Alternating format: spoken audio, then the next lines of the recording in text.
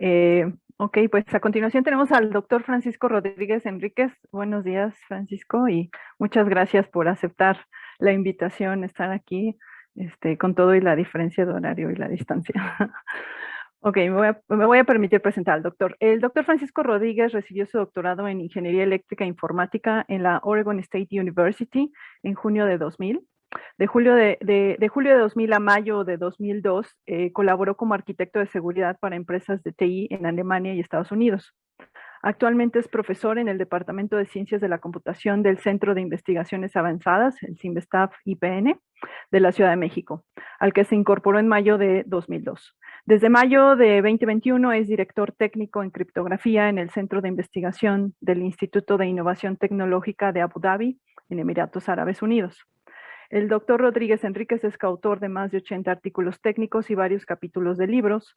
También es el primer autor del libro Cryptographic Algorithms on Reconfigurable Hardware, publicado por Springer en noviembre de 2006.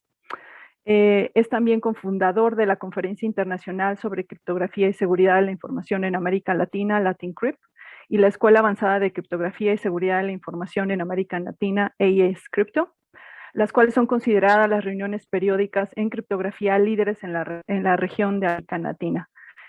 Pues te dejo el micrófono, Francisco. Muchas gracias por estar aquí. Creo que tienes apagado tu micrófono. ¿No? Sí. Sí. Muchas gracias, estimada doctora Rocío. Muchas gracias por la presentación y sobre todo por la invitación a todos ustedes, también a Víctor, que me ha asistido mucho. Y pues sin más, comparto la pantalla porque el camino es largo. Vamos a conversar sobre muchas cosas. ¿Pueden ver mi pantalla? Sin problema, Sí. doctor. Sí, perfecto. Entonces comenzamos con esta presentación que les he preparado para el día de hoy. La presentación está en español y voy a hablar sobre todo de una manera panorámica acerca de diversos aspectos de las criptomonedas, incluyendo algunos aspectos sociales, incluso ecológicos, de lo que está ocurriendo en las criptomonedas. Voy a eludir un poco la parte técnica, pero si alguno de ustedes está interesado en algún tema un poco más técnico, de hecho al final tengo una lámina sobre posibles temas de investigación, lo podemos conversar posteriormente a esta presentación. Entonces, sin más, comenzamos. Bueno, desde el punto de vista de la economía, las funciones del dinero son muy importantes en una sociedad. Debe de cumplir con tres funciones principales. El dinero se debe ver como un medio de cambio que permite intercambiar productos en una sociedad, el dinero como una unidad de medida que permite establecer cuánto vale un bien, y el dinero como depósito de valor en cuanto a poder guardar los ahorros que una persona tenga o que una entidad pudiese tener. Toda la presentación está llena de enlaces. Después me parece que se la voy a facilitar a los organizadores para aquellos que estén interesados en visitarlos y que por motivos de tiempo no vamos a tener la oportunidad de ver en esta presentación.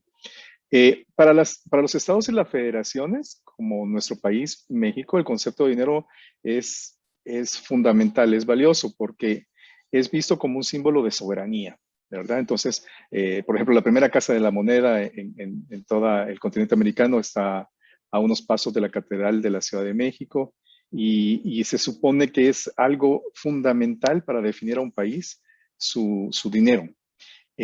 Permite ejercer control sobre la economía y poder planificarla y también decidir cuánto vale un peso hasta cierto punto, de acuerdo a la interconexión que tenemos ahora en el mundo moderno. Esto es cada vez más difícil, pero en teoría se puede decir que cuánto valor tiene un peso, o si se le van a eliminar 3 ceros, como ocurrió a finales del siglo pasado, o cuánto vale un dólar. Para el caso de los Estados Unidos, es uno de sus principales maneras de poder tener un control a nivel internacional. Es un instrumento indispensable para tomar decisiones políticas, financieras, económicas y de desarrollo. Entonces, el dinero es realmente una parte fundamental de un país. Y normalmente se habla, en el caso de los gobiernos, de dinero fiduciario, que es aquel que está respaldado en la confianza de una sociedad, de ahí su nombre, Su valor no está respaldado por metales preciosos, como dice el mito, de que hay unas reservas en oro que garantizan el valor del dinero. Eso desde hace varias décadas, desde hace unos 50 años ya no es cierto. Sino más bien está basado en la creencia general de que ese dinero tiene un cierto valor. Es algo así como un acto de fe.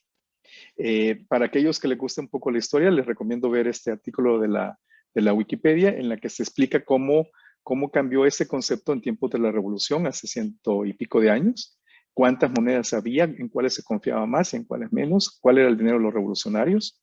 Muy, muy interesante, fascinante el tema. Y ahora modernamente, aquí podemos ver a Homero Simpson fumándose un habano, presumiblemente de Cuba, y quemando un dólar. Esta es una imagen que la busqué mucho en internet para verla del Che, porque la menciona Eduardo Galeano en su libro, pero no la pude encontrar, entonces puse a Homero. Pero realmente, si se fijan, el concepto del dinero está muy asociado a los billetes. Sin embargo, en la crisis que hubo por allá del año 2008, la crisis hipotecaria que se originó en Estados Unidos, ustedes la recordarán, y que después impactó a todo el mundo.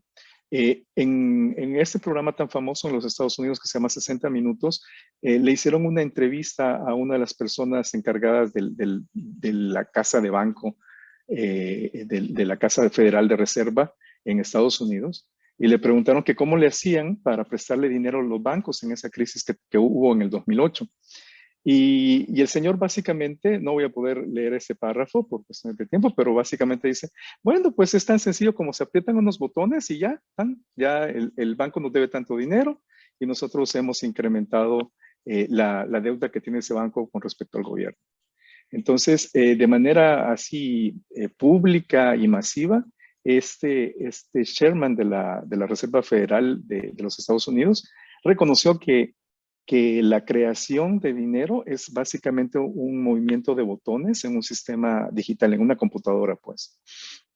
Entonces, esto es un tema bastante curioso porque normalmente siempre se plantea de que el dinero sigue unas reglas económicas muy rigurosas para poder establecer cuánto dinero va a estar en circulación. Y, por ejemplo, ahora nosotros hemos visto de que con el tema de la terrible pandemia que nos agobia a todo el mundo, a nivel mundial, literalmente, Estados Unidos, por ejemplo, ha lanzado unos paquetes billonarios en español y trillonarios en inglés de apoyo a su población, básicamente creando más monedas. Entonces, para aquellos que estén interesados en esto es un tema que se me escapa a mí de mi parte de expertise, como se dice, pero hay unos artículos muy interesantes en la red, entonces lo recomendaría para ver exactamente qué está pasando con esto de qué es el dinero, ¿verdad? El dinero en efectivo. Esto causó mucho ruido, mucha molestia, mucha frustración. Estoy hablando del año 2008, esta crisis de las hipotecas. Y la verdad es que no hay coincidencias en política, dicen, y eso tiene mucho que ver con política y con economía. Justamente en ese año, en octubre del 2008, aparece un artículo, Bitcoin, a Peer-to-Peer Electronic Cash System, que fue publicado en octubre del 2008, no en un foro criptográfico establecido, sino más bien en un foro de discusión de cyberpunks. Es curioso de que Nakamoto haya decidido publicar ese artículo tan fundamental de manera anónima y en un foro no tradicional.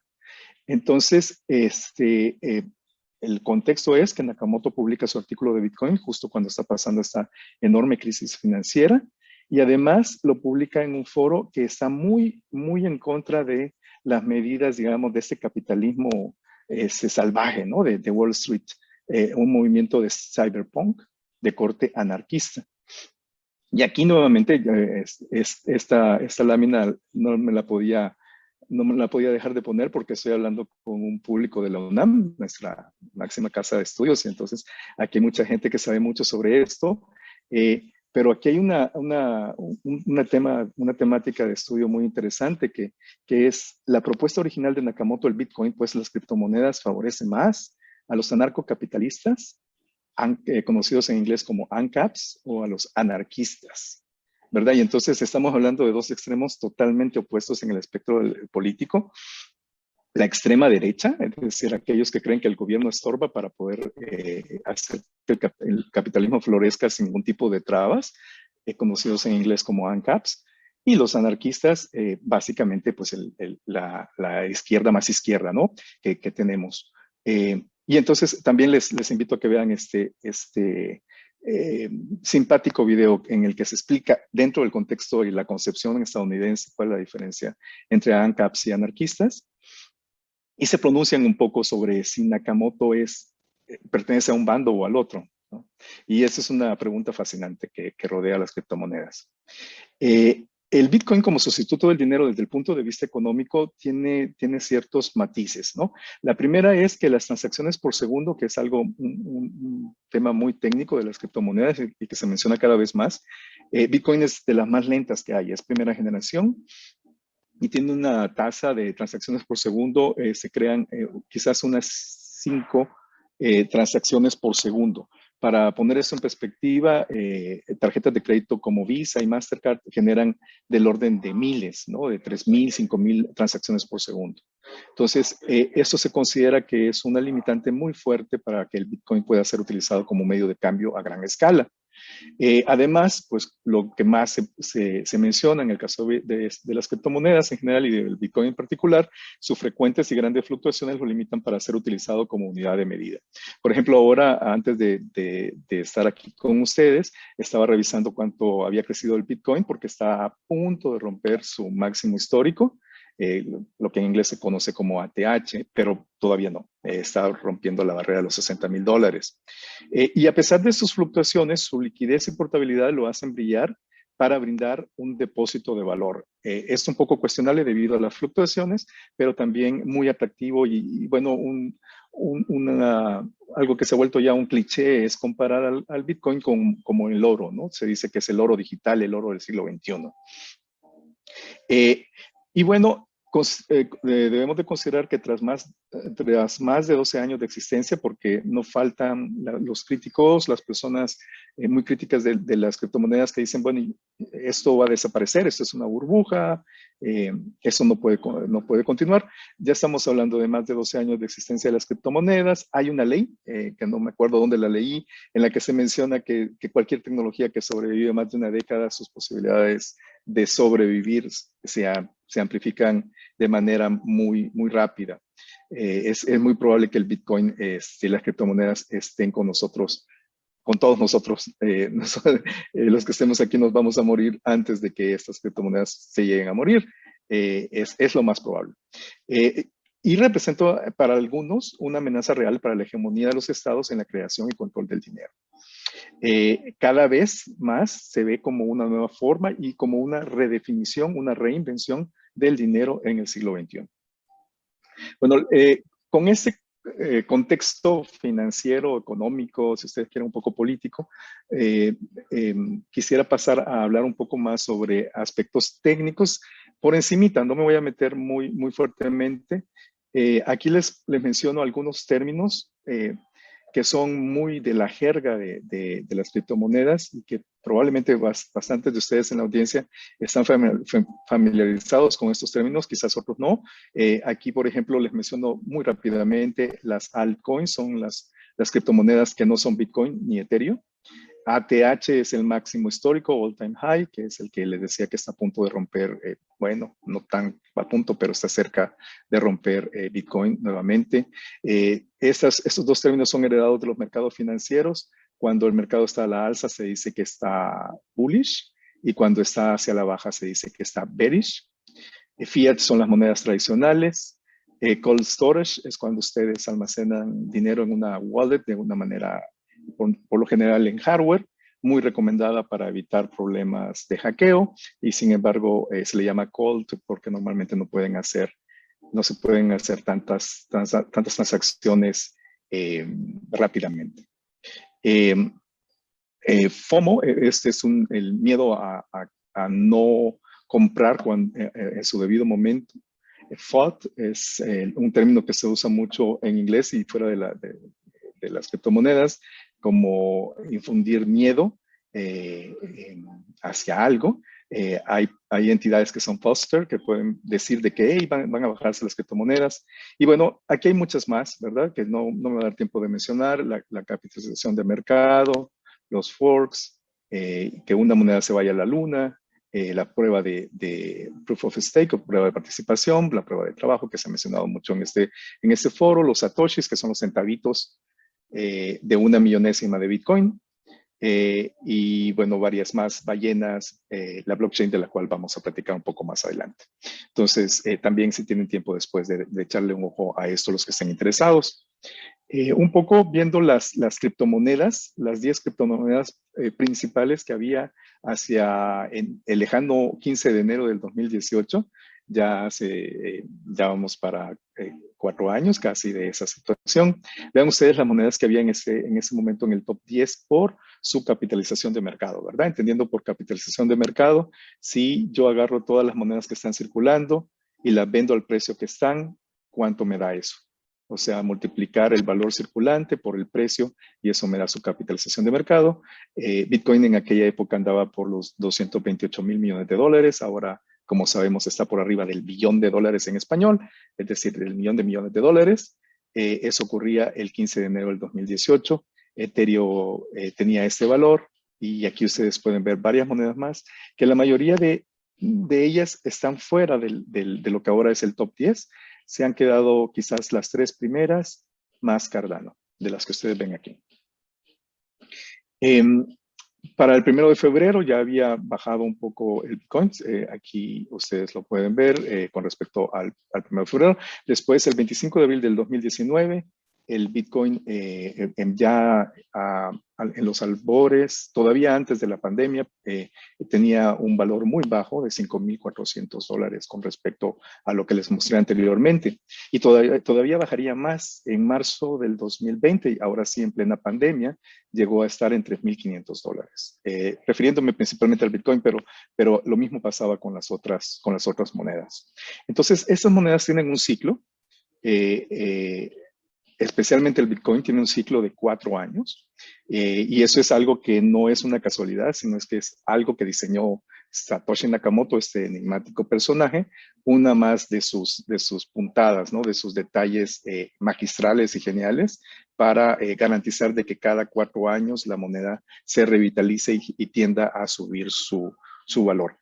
En el 25 de enero de este año valía $33,000 el Bitcoin. El 14 de abril llegó a subir a 64,676 y este es su máximo histórico, lo que yo les mencionaba que se llamaba ATH. Vean ustedes que aquí valía 1.2 billones de dólares la capitalización de mercado de esa moneda. Y estas son las nuevas monedas que están ahora entre las top 10, pero también ya variaron esto, o sea que esto es algo muy dinámico.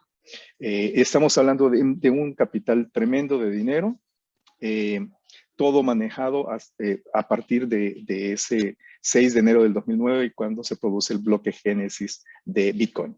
Entonces, algunos apuntes sobre Bitcoin. Bueno, las billeteras las mencioné muy brevemente. Son algo así como los programas que nos sirven de intermediarios para hacernos el manejo de las llaves públicas y privadas para poder hacer las transacciones entre monedas. Crean las direcciones de depósitos, las cuales para los que están enterados de la criptografía se derivan a partir de los picadillos de las llaves públicas y privadas.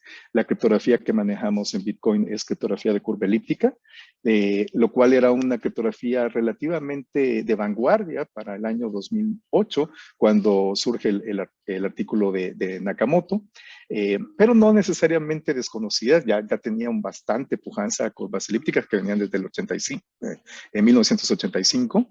Sin embargo, el detalle interesante es que Nakamoto escoge una curva elíptica que no era muy conocida, ahora sí que conocida nada más entre las personas muy metidas en curvas elípticas, una curva de Koblitz, lo cual llama la atención la sapiencia que tuvo para escoger una curva especialmente eficiente para hacer las firmas digitales que se requieren en Bitcoin. Bueno, entonces las wallets se encargan de generar esas llaves públicas y privadas. En teoría, por cada transacción se debería de generar una pareja llave pública y privada. Normalmente no ocurre así, eso va a depender de cómo se tenga configurado la wallet. las direcciones a las cuales, entre comillas, se deposita el dinero, porque nunca se deposita el dinero de un participante a otro, sino que sube directamente a la blockchain. Pero eso, digamos, la metáfora de eso ocurre con el picadillo de las llaves públicas, que son funciones hash, por su nombre en inglés. Esta billetera verifica si las transacciones se han realizado correctamente, comunica a la red Bitcoin, que es donde están operando los mineros, para que estos mineros recolecten esas transacciones y eventualmente suban a la blockchain. Existen billeteras de software y las de hardware que les decía que se consideran cold, ¿verdad? Eso es lo único que voy a decir de las wallets. Mucha gente no las usa porque lo que prefieren usar es un broker, que es como una casa de cambio digital, en la cual hacen el manejo de sus monedas. Con respecto a la bitácora de bloques, a ese libro mayor que nos mencionaba el ponente anterior, Ledger, como se dice a veces en inglés, bueno, es realmente el centro de la idea de las criptomonedas, ¿verdad? Y entonces, ¿cómo sabemos en la blockchain se encuentran almacenadas de forma ordenada? Aquí sí de forma ordenada, no como nos explicaban en la presentación anterior, y con marcas de tiempo. Todas las transacciones realizadas desde que se acuñó, en el caso de Bitcoin, el bloque Génesis el 6 de enero del 2009. La blockchain es fundamental para que la moneda funcione, y previene el problema del doble gasto. Esto es cómo evitar que una persona que tiene unos cuantos satoshis no los esté usando en los Emiratos Árabes Unidos, en México y en China para comprar cosas diferentes, los mismos centavos, los mismos satoshis. Cómo prevenir este tipo de problemas, y eso se logra con la blockchain y con los protocolos de consenso. Cada cliente de la red Bitcoin puede almacenar de forma independiente una copia de la blockchain. Entonces aquí tenemos el poder del cómputo distribuido. Y como ustedes han escuchado todo el día bastante acerca de este tema, lo voy a decir un poco más rápido, porque supongo que ya lo vieron varias veces y lo manejan bastante bien. Decir pues que cuando varios nodos en la red, cuando un número suficiente de nodos en la red tiene en su blockchain los mismos bloques en su copia local, se dice que los nodos están en consenso. Y hasta ahora Bitcoin solo ha sufrido una crisis en la que necesitó más de 6 bloques para entrar en consenso. O sea, el sistema, el protocolo de consenso de Bitcoin ha funcionado bastante bien durante estos 12 años. Para septiembre del 2021, como aquí se están almacenando directamente todas las transacciones que han ocurrido y se almacenan cada 10 minutos de una manera nueva, la bitácora de Bitcoin crece incesantemente. En septiembre del 2021 alcanzó un tamaño de 350 gigabytes y esto ha sido motivo de discusión técnica de si se debería de modificar el plan que ideó Nakamoto para tratar de hacer más eficiente este manejo de la blockchain, del crecimiento de la blockchain. Entonces decimos que si un número significativo de nodos en la red de la criptomoneda mantienen una copia idéntica de la blockchain, decimos que los nodos están en consenso. ¿Y quién es los encargados digamos, de subir bloques a la blockchain, de alimentarla? Eso es llevado a cabo por los mineros, por esos personajes conocidos como los mineros, otra vez tomado de la jerga utilizada por Nakamoto. Cuando un minero forma un bloque, lo que hace es que está revisando constantemente la mempool para ver las últimas transacciones que han ocurrido en los últimos 10 minutos. Y la primera transacción que coloca en el bloque, conocida como la transacción base, es una transacción especial que es, como decimos en México, pa' Miguelito. Es decir, la recompensa que va a recibir ese minero en caso de que sea él o ella la que gane el concurso.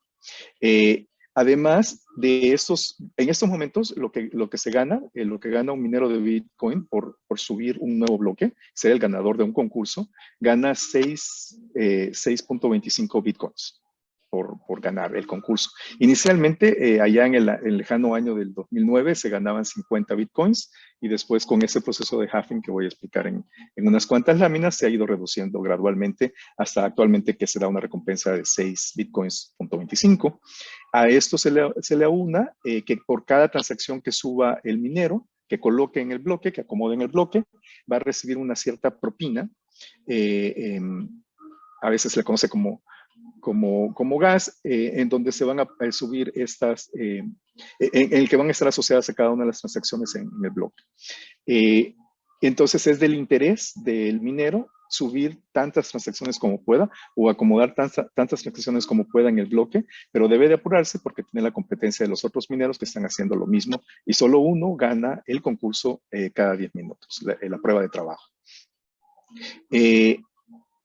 Entonces, solo uno de ellos va a obtener estos 6.25 bitcoins de recompensa y ese es el único mecanismo existente en la red para acuñar nuevas monedas. Esa es la forma en que en Bitcoin se acuñan nuevas monedas. Cada 10 minutos se están creando 6.25 bitcoins y es la única forma en que se crean monedas en el sistema. Tenemos el sistema de halving, que cada vez que se registran 210,000 bloques, o sea, cuando han pasado 2.100.000 minutos, porque cada bloque se sube aproximadamente cada 10 minutos, es decir, aproximadamente cada 4 años, se hace un proceso de halving. Inicialmente, les decía, cada 10 minutos se creaban 50 monedas, 50 bitcoins, bajó a 25 en el 2013, después bajó a 12.5 en el 2017, después bajó a 6.25 en el 2020 y en el próximo halving, que va a ocurrir en el 2024, va a bajar a 3.1225, ¿no? Así va a seguir bajando. Entonces, cada vez se van creando menos monedas. Más bien, el ritmo con el que se crean las monedas se va reduciendo a la mitad y por eso a ese proceso se le llama halving.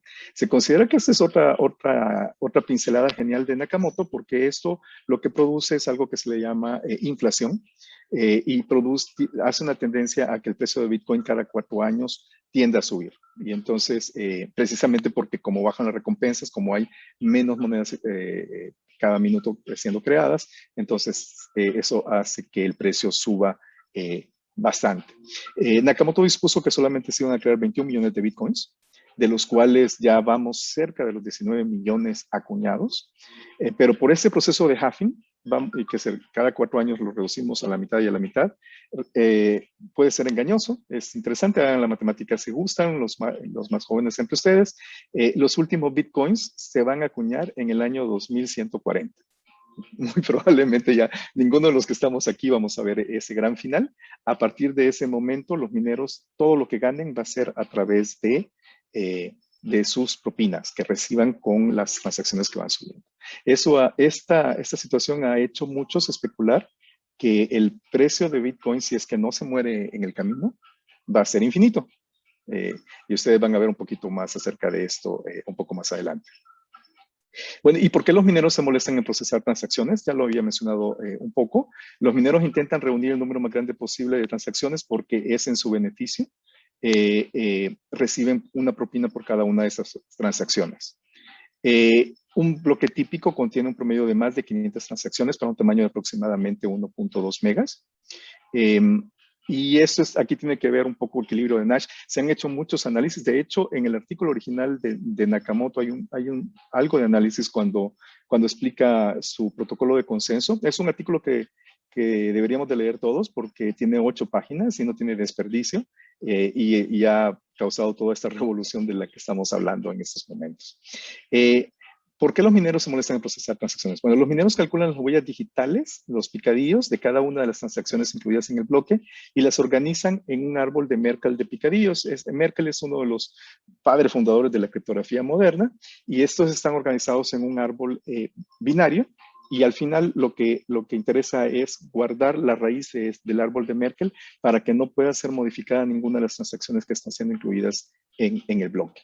Entonces, el encabezado que le voy a llamar F del bloque, contiene 2 piezas esenciales, la raíz del árbol de Merkle, de todos estos picadillos, y el picadillo del bloque más reciente al cual el nuevo bloque aspira a ser su sucesor.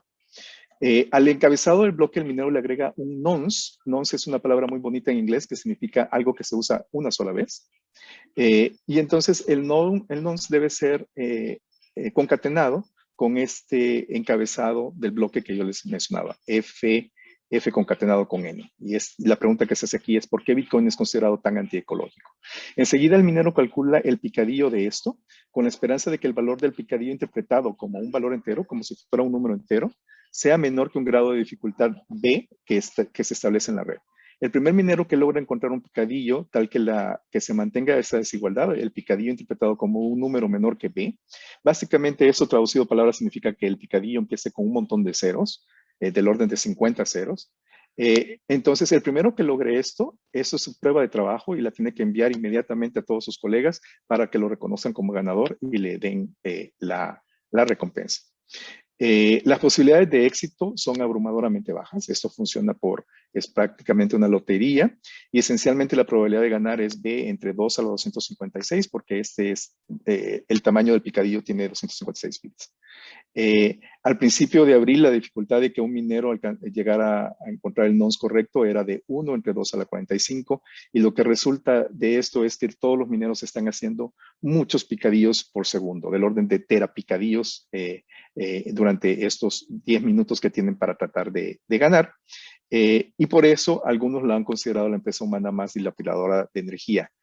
Un cálculo elemental indica que si todas las cifras, todas las estadísticas están en la red, si ustedes suman todo el costo computacional que llevan los mineros alrededor del mundo, todos juntos, calculan del orden de 2 a la 92 picadillos al año. Y este número es asombroso, asombroso desde el punto de vista de criptografía. Se piensa que es muy difícil lograr que una organización logre hacer 2 a la 80 operaciones al año.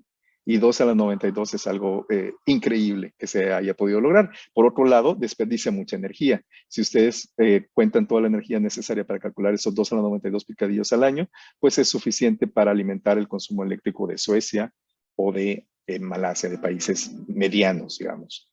Entonces, ¿se puede decir que es la empresa humana más dilapiladora de energía de todos los tiempos? Bueno, esto por sí mismo da un tema para hacer una nueva presentación y no lo voy a tocar aquí a profundidad, pero sí hay algunos argumentos para, digamos que para alimentar el debate de qué tan antiecológico es el Bitcoin.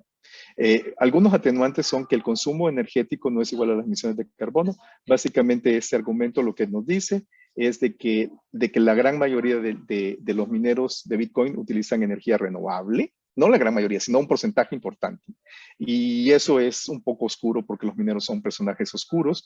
Algunos hablan del 39% de los mineros, de la energía utilizada por los mineros, hasta el 73% como energía renovable. El segundo atenuante es, quizás es desde algún punto de vista un poco más razonable. El Bitcoin utiliza energía que ninguna otra industria puede aprovechar.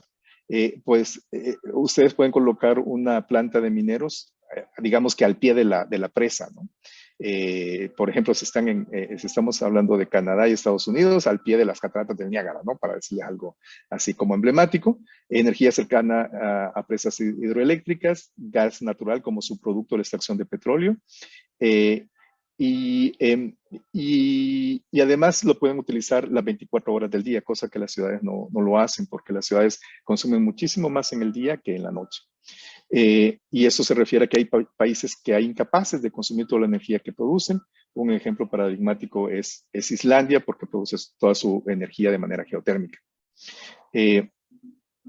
Bueno, y la otra pregunta es que qué tan caro es el Bitcoin, la minería de Bitcoin, versus lo caro que también es el dinero fiduciario, porque el dinero fiduciario implica tener millones de cajeros automáticos alrededor del mundo, agencias bancarias distribuidas a nivel mundial, y entonces se dice, si queremos hacer una comparación justa, qué tan justo es decir que nada más en la minería de Bitcoin se está gastando el dinero. Aquí no quiero mencionar cuál es mi punto de vista, simplemente les estoy dando esos argumentos que se mencionan. Si para las personas que están convencidas de que no, de que el Bitcoin es bastante antiecológico, se han hecho una serie de protocolos de consenso alternativos al que les expliqué anteriormente, que se llama, perdón, no les mencioné, protocolo de prueba de trabajo. Y ahora el que está muy de moda es la prueba de participación, que es adoptado para la siguiente generación de Ethereum 2.0. Por Cardano ya está funcionando desde hace mucho tiempo, y por Algorand, por mencionar algunas monedas importantes. También hay otros protocolos. Este me gusta por su nombre, el protocolo Poeta, que está propuesto para Intel, para blockchains privadas. Y que es bastante promisorio y que además ha dado pie a una nueva subdisciplina en la criptografía, que son funciones de retraso verificables, que se llaman pruebas de espacio y pruebas de tiempo. Para los que estén interesados en este tema, esta se supone que es la opción más verde, eso entre comillas, pero bueno, es lo que se dice, no, no se habla de mineros, sino que se habla de granjeros, no se habla de white paper, sino de green paper, y la moneda se llama Chia. También ahí yo creo que habría un estudio interesante para los tsunamitas que están metidos en todo, de por qué tantas monedas tienen nombres latinos en español, ¿no? Muchas monedas tienen nombres o derivados del español, lo que suenan en español, y en particular Chia, pues es una moneda, es una semilla prehispánica, ¿no? Que usábamos aquí desde mucho antes, desde muchos siglos. Ajá, y les decía que eso ha dado pie a unas funciones muy interesantes desde el punto de vista criptográfico. Son, como se dice en inglés, permítanme la expresión, new kid in the block, las funciones de retraso verificables. Y hay mucho investigación sobre esto. Una pregunta filosófica, pues, para tratar de alguna manera de darle una conclusión a esto es que más allá de la indudable especulación y codicia despertada por el Bitcoin y las criptomonedas, la tecnología derivada por esta y otras criptomonedas, como nuevo modelo financiero, blockchain, finanzas descentralizadas, contratos inteligentes, ¿qué tanto vale la pena desde el punto de vista ecológico, si lo justifica o no? Es una pregunta que no contesto ni en positivo ni en negativo, hago la aclaración. Una pregunta más. Esta presentación un poco la acomodé a las preguntas que me hizo el favor de pasar, que me hizo el favor, Víctor, de pasarme, que ustedes hicieron con anterioridad. Y algún tema que les quiero mencionar bastante es, aquí podemos ver un basurero en El Salvador, con el símbolo de Bitcoin. ¿Qué está pasando en El Salvador con esta moneda? Bueno, lo que está pasando es de que el Bitcoin fue declarado moneda de curso legal a partir del 7 de septiembre del 2021. Y básicamente se dice que cualquier agente comercial en ese país, en El Salvador, deberá aceptar Bitcoin como forma de pago. Es interesante el experimento en el sentido de que El Salvador es un país especial, parecido a México en el sentido de que las remesas familiares son sumamente importantes para la economía del país, aún más que México, aunque en México también son importantes. Aproximadamente 6,000 millones de dólares de remesas se reciben en el país cada año y 1 de cada 5 familias salvadoreñas se beneficia de estos.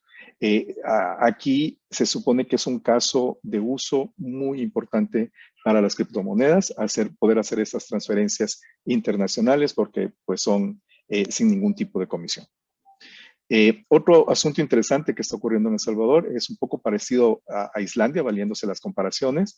En El Salvador hay muchísima fuente geotérmica de los volcanes. Aproximadamente entre el 25 al 30% de la energía eléctrica en El Salvador se produce de manera geotérmica y está subutilizada porque los volcanes dan para mucho más y ya se están cosechando, digamos, ya se está haciendo minería de bitcoins en El Salvador utilizando la energía de los volcanes. También el gobierno anunció una aplicación que se llama Chivo, que traducido mexicano significa chido, en el cual todos los salvadoreños recibieron del orden de $30 en satoshis para hacer uso de estas monedas. Entonces hay compañías financieras que han entrado en el ecosistema, cajeros automáticos, se va a hacer un hub a nivel Latinoamérica para crear esos cajeros automáticos, y Algorand, que quizás es la noticia más interesante, bueno, todas son interesantes, pero esta es la más reciente. Algorand anunció que tuvo un acuerdo con el gobierno salvadoreño para hacer un desarrollo de blockchain a nivel gobierno, el cual va a entrar en operación el próximo año. Entonces es algo que está bastante fuerte. Hay fortalezas. La comunidad de criptomonedas desean terriblemente que el experimento de El Salvador sea exitoso, como un caso de éxito. Hay un apoyo irrestricto del gobierno salvadoreño, a diferencia de lo que ocurre con México, y aparentemente otros países estarían interesados en seguir la misma senda. Hay las oportunidades que ya he mencionado. Tenemos algunos riesgos porque eso no le ha caído nada bien al FMI y ha regañado públicamente al gobierno salvadoreño por hacer este experimento de manera irresponsable. Esa es la palabra que utilizaron. La volatilidad del Bitcoin es innegable y para que este experimento pueda funcionar se necesita que esté respaldado por dólares para que se pueda hacer ese intercambio y entonces se habla de que puede haber una escasez de dólares estadounidenses. Bueno, siguiendo con las preguntas, ¿podría describir la línea del tiempo de Bitcoin?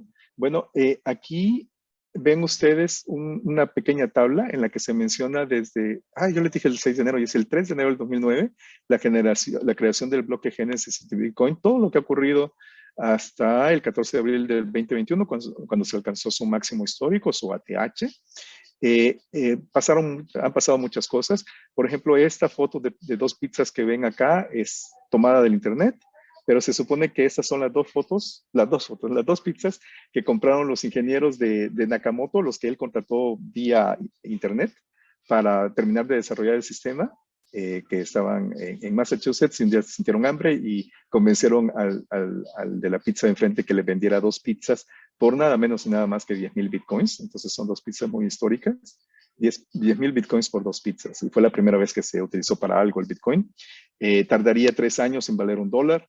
La barrera de los $1,000 la alcanzó hasta el 3 de enero, hasta el 2013. En fin, vean ustedes que aquí pueden ver ustedes el ciclo del halving que yo les mencionaba antes. El 18 de noviembre del 2013 alcanzó los $1,000, después cayó y se recuperaría 4 años más tarde. No es casualidad. Cuando ocurre el siguiente halving. Y nuevamente vuelve a subir a los $1,000 el 3 de enero del 2017. Después sube muchísimo, de manera parabólica, dicen los que se dedican a eso, y llega a $19,783 en diciembre del 2017. Después caería muchísimo. El enero del 2019 bajó a menos de $3,000. El 8 de marzo bajó a menos de $3,700. Pero el 14 de abril del 2021 se recuperó. Hay más cosas que decir, pero no tengo tiempo para mencionarlas ahora. Otra pregunta, ¿por qué el Bitcoin es tan caro? Esa es una pregunta muy válida, porque el Bitcoin es tan caro y sin haber consenso absoluto, algunas razones que pueden darnos una idea de por qué es tan caro es a sus 12 años de edad es la criptomoneda más antigua, entonces tiene un derecho de piso ahí. La segunda más antigua es, para los que se estén preguntando, es Litecoin con 10 años de edad y Ethereum fue creada apenas el 2015. Entonces, digamos que ninguna es adolescente de estas monedas, ¿no? Para que lo pongamos en contexto humano. Nakamoto dispuso que solo se crearan 21 millones de bitcoins. Se cree que esto es algo importante para que sea tan caro, de que es un producto no renovable, un recurso no renovable, de los cuales además hay menos de 19 millones en circulación. Hay 1 millón que pertenecen a Nakamoto y Nakamoto no se ha gastado nunca un Satoshi, entonces aparentemente o se murió o no se los quiere gastar o no se los va a gastar. Y aparte hay otros 4 millones que calculan que están perdidos porque la gente los perdió en discos duros por ahí. Entonces se cree que quizás habrían unos 14 millones o menos de bitcoins circulando en este momento y hay 4 millones que son irrecuperables. También lo que les mencionaba del sistema inflacionario conocido como halving y luego la dominancia que tiene Bitcoin, que es aproximadamente el 50% en estas monedas. Otra pregunta interesante, quizás desde el punto de vista de ciencias de la computación, ¿pueden predecirse las fluctuaciones de Bitcoin? Aquí es todo un tema. Y definitivamente sí se puede aplicar Deep Learning, si se lo están preguntando, aprendizaje máquina, para tratar de predecir por dónde pueden ir las fluctuaciones de estas monedas. Y hay una serie de modelos que se manejan. También hay algunos factores considerados en las predicciones que incluyen índices financieros, o sea, tomados prestados de las finanzas, patrones conformados por el comportamiento reciente de la criptomoneda. Por ejemplo, se habla de análisis por Fibonacci, que es una teoría, un modelo muy interesante para predecir qué tanto puede subir la moneda en los siguientes días o semanas. Y información auxiliares, tales como los volúmenes de venta tradicionales, el miedo que siempre está metido en las criptomonedas, de que va a llegar un día, el día de mañana las van a cerrar, mercadotecnia y otras que vamos a ver un poquito más adelante. Por ejemplo, aquí les presento un índice de volatilidad que se utiliza mucho en finanzas y que ahora ya está disponible para Bitcoin. Aquí se supone que entre más alto sea el índice de volatilidad, más probable es que la moneda caiga.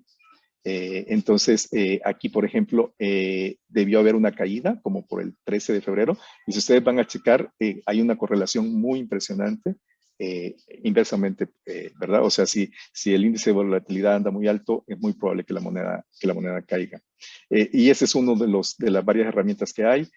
Hay otras herramientas que se basan en analizar. Aquí lo que estamos viendo es el costo del Bitcoin con respecto al tiempo, o sea, en el eje de las abscisas está el tiempo, en el eje de las ordenadas está el costo del Bitcoin, y lo que tienen aquí en estos numeritos son el análisis de Fibonacci, y cada barrita representa un nuevo nivel de Fibonacci para saber, en teoría, para intentar predecir si va para arriba o para abajo. Hay una serie de patrones que se analizan para tratar de resolver ese tipo de predicciones. También un poco más chusco, pero es una realidad en las criptomonedas.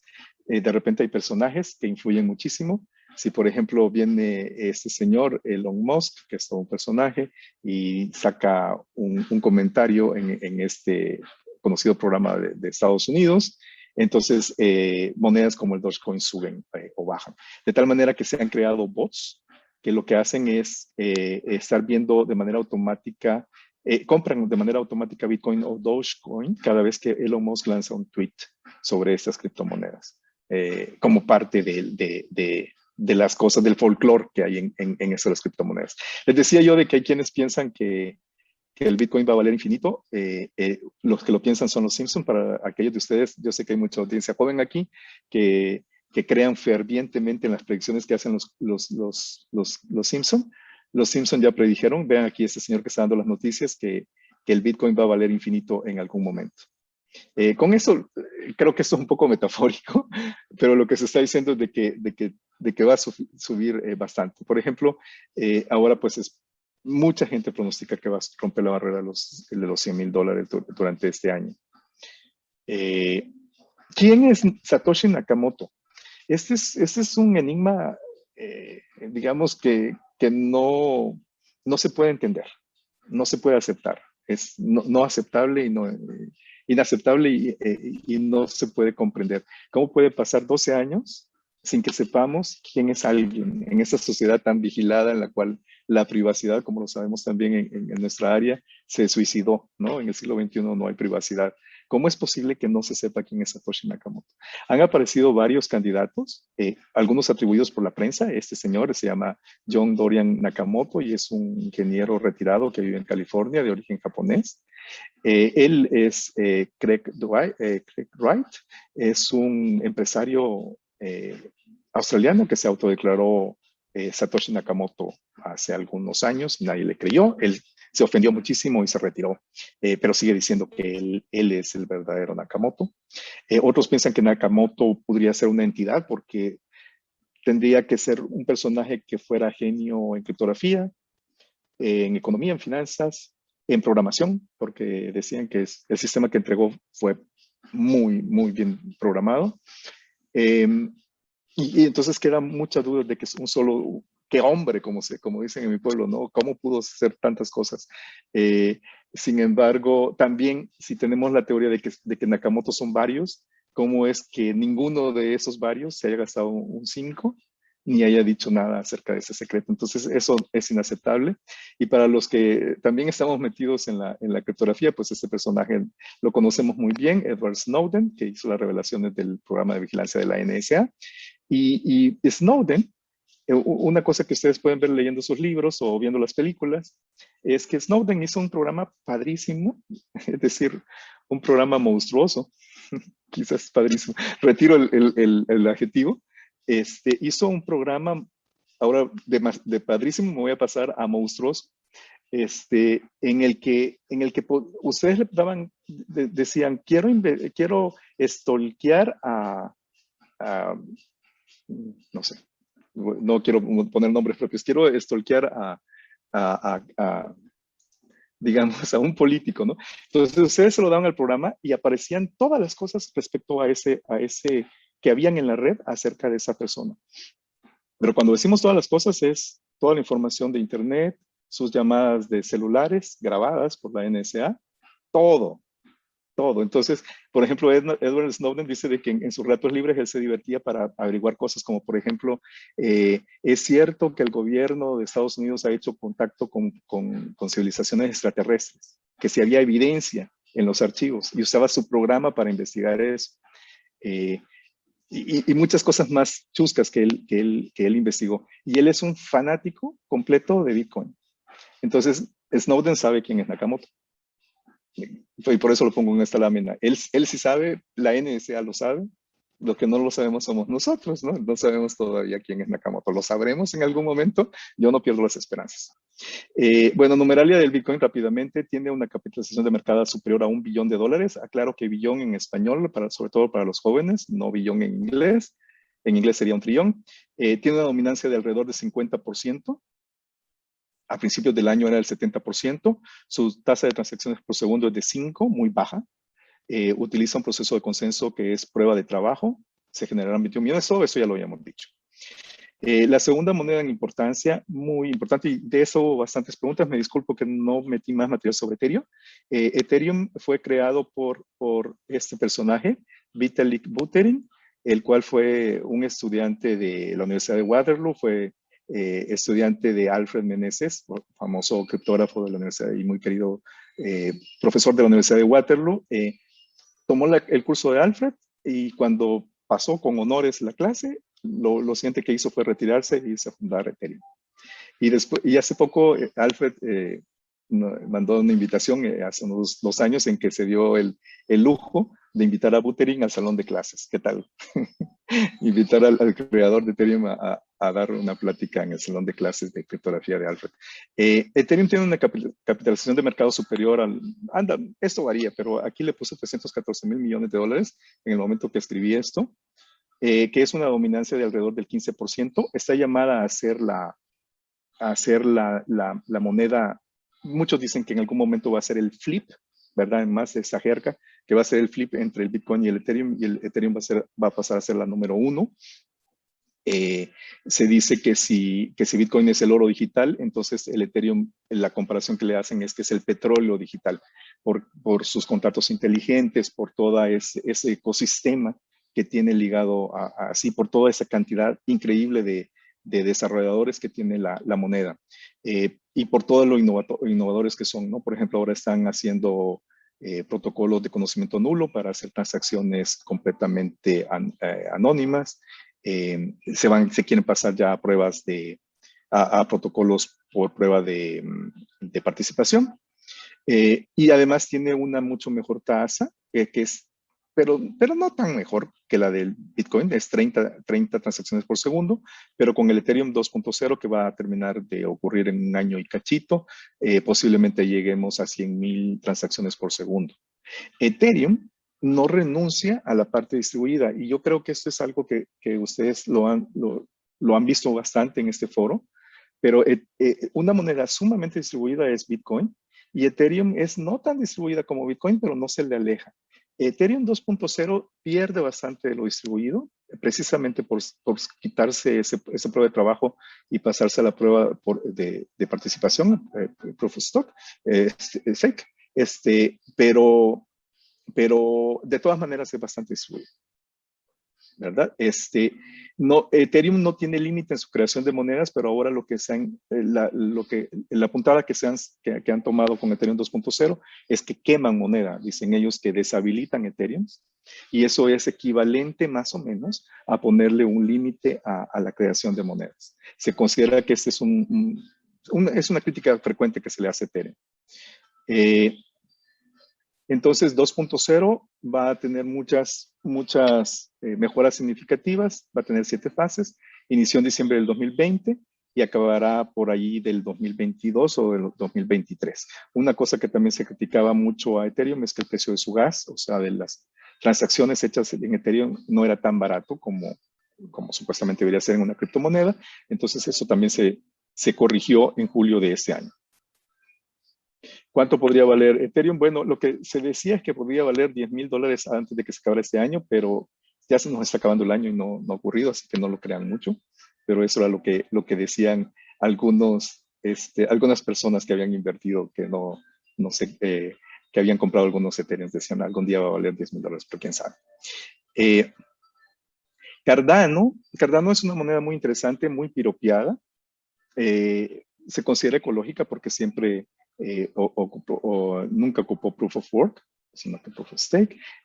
Su desarrollador salió de Ethereum y ahora están como peleados. Son dos comunidades que no se, digamos que no se llevan bien los directivos. Tiene una transacción por segundo de 257 y este protocolo de consenso que tiene Cardano es considerado bastante verde. Se crearán, sí tiene un tope, se van a crear 45.000 millones de monedas Cardano, de las cuales hay en circulación actualmente unas 32.000 millones de monedas. Se anunció recientemente de que la blockchain de Cardano se iba a utilizar en Etiopía, porque ahí parece ser que hay un problema bastante fuerte para la legalización de documentos académicos. Bueno, parece ser que ese es un tema mundial, pero en Etiopía tomaron la decisión de apoyarse en la blockchain de Cardano para que ahora cualquier persona pueda autentificar o apostillar o legalizar sus documentos académicos en ese país a través de la blockchain de Cardano. Y este se considera como, yo creo que es uno de los casos de uso más interesantes a nivel mundial de cualquier criptomoneda. Entonces es una criptomoneda bastante respetada. Solana, esa moneda es interesante porque usa estas funciones de retazo verificable que yo les mencionaba anteriormente. Nuevamente no voy a tener tiempo para platicarles de la parte técnica de esto, pero es muy interesante porque básicamente la idea es de que si los mineros están gastándose todo el poder de cómputo del mundo haciendo terapicadillos por segundo, lo que hacen esas funciones de retraso verificable es que están diseñadas para hacer un cómputo secuencial, estrictamente secuencial.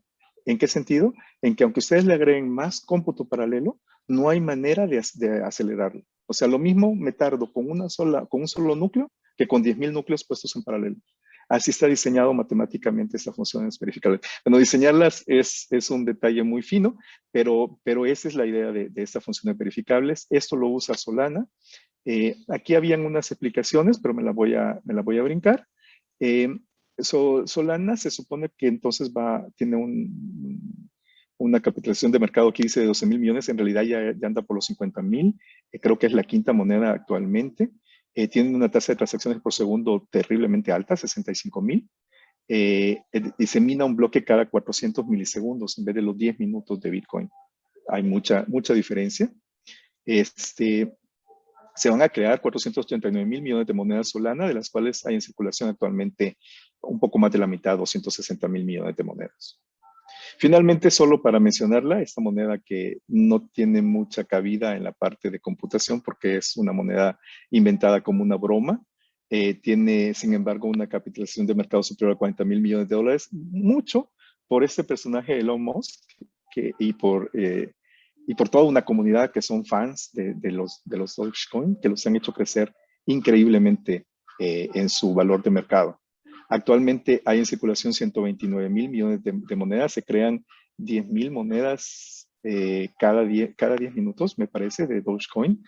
Aquí está. Se crean 10.000 monedas cada minuto utilizando la blockchain de Litecoin. Entonces no es una moneda como tal, sino que es una moneda parásita. De estas hay varias. Son como que se cuelgan de las blockchains establecidas por otra moneda más respetable o más grande. El propio creador de Dogecoin, Palmer, abominó de ella y de todas las criptomonedas hace más de 4 años. Y actualmente se dice que no hay quien le dé mantenimiento al software de Dogecoin, porque ese es todo un tema. Bueno, estas criptomonedas no tienen CEO, no son una compañía, pero ¿quién les da mantenimiento? Porque estamos hablando de que tienen una capitalización de mercado terriblemente alto. En el caso de Dogecoin está completamente abandonada, aunque ahora se dice que la van a reformar a petición de Elon Musk para tratar de hacerla más eficiente. Sin embargo, habiendo criticado esta moneda bastante, como parece que no tiene sentido, es una moneda de broma que le quita seriedad al asunto. Sin embargo, en los últimos 7 años, Dogecoin, si ustedes la comparan cabeza con Bitcoin, ha tenido un crecimiento mucho más alto que el de Bitcoin. Bueno, entonces para terminar esta presentación, que les vuelvo a repetir, no toqué ningún tema técnico, solamente fue una presentación panorámica. Los problemas interesantes de investigación en la temática de criptomonedas, algunos quizás lo mencioné un poco de pasada, Una cuestión interesante aquí dice, perdón por el error de dedo, criptomonedas postcuánticas, porque, bueno, sabemos de que vienen las computadoras cuánticas que acabarían con las firmas digitales como las conocemos, o sea, las de curvas elípticas irían al basurero literalmente porque la computadora cuántica sería capaz de averiguar la llave privada, dada la llave pública. Entonces se han planteado varias soluciones. Una solución es que nunca se dé a conocer la llave pública. Entonces no puede haber ataque en teoría porque no se conoce a qué llave pública se quiere atacar, pero eso es un poco riesgoso. Y lo que se ha pensado es tratar de hacer criptomonedas postcuánticas. Ahora en el NIST hay un concurso de criptografía de llave pública para escoger a los nuevos estándares o al nuevo estándar en criptografía de llave pública con propiedades postcuánticas. Y sería muy interesante tratar de adaptar ese tipo de nuevos estándares de criptografía de llave pública para firmas digitales al contexto de las criptomonedas. O sea, cambiar curvas elípticas, la criptografía de curvas elípticas por una criptografía postcuántica. Las transacciones completamente anónimas, este quizás es el tema desde el punto de vista de criptografía más interesante, más exigente y más técnico, cómo lograr un anonimato real en las transacciones de las criptomonedas. Eso no se logra. Si alguien pensaba de que el Bitcoin es anónimo, no lo es. Es seudónimo, no anónimo. Se sabe que tal dirección adquirió dinero, compró o vendió monedas, y en las que son completamente anónimas no se sabe nada. Nada, o sea, todo está protegido con un protocolo criptográfico muy interesante que se llaman protocolos Zero Knowledge, de conocimiento nulo, y utilizando algo que se llama SNARK, que es un nombre muy afortunado porque coincide con el título de una novela de Lewis Carroll, el autor de Alicia en el País de las Maravillas, y que básicamente significa pruebas sucintas en criptografía inventadas por Micali, que ahora es el creador de Algorand. Entonces, aquí todos los criptógrafos están metidos, o bueno, no todos, pero varios de los conocidos. Protocolos de consenso alternativos, bueno, esto es todo un tema. Diferentes a la prueba de trabajo para ver cuál podría ser más interesante y en qué contexto, porque están las blockchains privadas y las que conocemos, las blockchains públicas. Bueno, eso es todo lo que les tenía preparado para el día de hoy. Muchas gracias. Muchas gracias, Francisco. Pues por el tiempo nada más tenemos chance de una pregunta. Entonces, voy a unir ahí dos preguntitas que veo que creo que tienen que ver con altcoins y con stablecoins, ¿no? Que no doy tiempo de platicar de eso. Y Antonio Colín pregunta que cuál es tu opinión acerca de Chia Project, acerca de su proyección y viabilidad. Y León García pregunta por qué en El Salvador se está pidiendo que se respalde la moneda en dólares si el Bitcoin es descentralizado. Si nos dieras tus respuestas, ahí estás. Ajá. Sí, bueno, doy respuestas rápidas. Gracias por las preguntas. Muchachos, gracias, Chio. Sí, ¿por qué en El Salvador está lo de los dólares como respaldo para los bitcoins? Pues por la razón, creo que Salvador, dijo Rocío, la razón es porque la gente no quiere mantenerse en bitcoins porque fluctúa mucho. Entonces, todo el tiempo van a querer cambiarse a dólares y al revés, también de dólares comprar bitcoins. Entonces, si tú quieres que el sistema funcione, tienes que tener un sistema saludable de dólares disponibles en los bancos de El Salvador. Algo así como, y esa es otra de las preguntas que me hacen, de las monedas estables, que una disculpa también que no lo mencioné y que es un tema fundamental para las criptomonedas. Estos dólares digitales, ¿verdad? Que hay el USDT, el TUSD, el USDC, el Tether es el más conocido.